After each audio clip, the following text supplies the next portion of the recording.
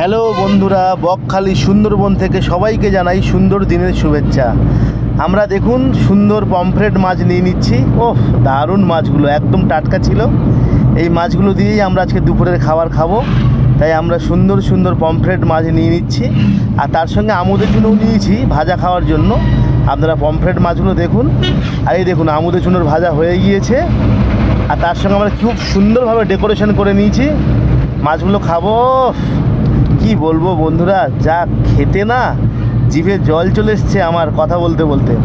দারুণ, আপনারা এরকমভাবে খেয়ে দেখবেন, অবশ্যই ভালো লাগবে।